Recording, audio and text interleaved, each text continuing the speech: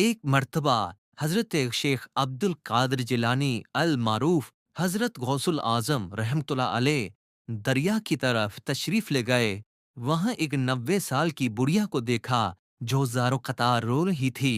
एक मुरीद ने आपकी बारगाह में अर्ज किया, मुर्शद, इस ज़ईफ़ा का इकलौता खूबरू बेटा था।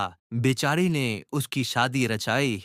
दूल्हा निकाह करके दुल्हन को इसी दरिया में कश्ती के जरिए अपने घर ला रहा था कि कश्ती उलट गई और दुल्हा दुल्हन समेत सारी बारात डूब गई। इस वाक्य को आज 12 साल गुजर चुके हैं, मगर माँ का जिगर है, बेचारी का गम जाता नहीं है। ये रोजाना यहाँ दरिया पर आती है और बारात को ना पाकर रो धोकर चली जाती है। हजूर गौसुल आजम रहमतुल्लाह अलैह को इस ज़ईफ़ा पर बहुत तरस आया। आपने अल्लाह ताला की बारगाह में हाथ उठा दिए।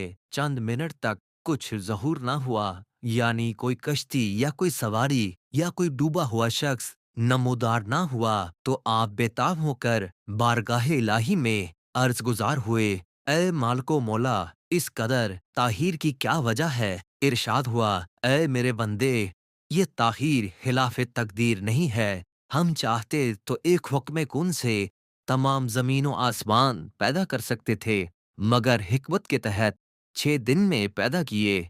बारात को डूबे हुए 12 साल गुजर चुके हैं। अब ना वो कश्ती बाकी रही है, ना ही इसकी कोई सवारी।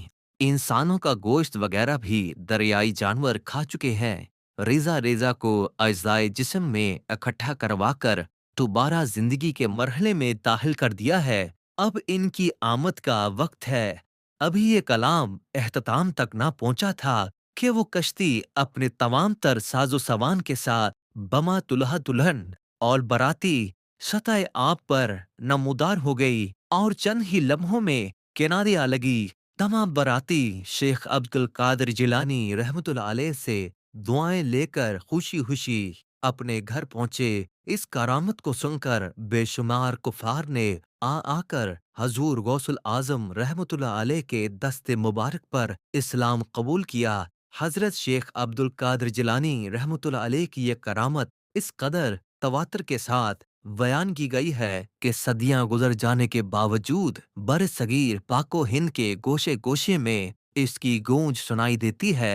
अल्लाह ताला की बारगाह में दुआ है कि अल्लाह ताला गौसे पाक के दर्जात को बुलंद फरमाए और हमें औलिया कराम का अदब व एहतराम करने की तौफीक अता फरमाए और इनके नक्शे कदम पर चलने की तौफीक अता फरमाए। आमीन या रब्बुल आलमीन।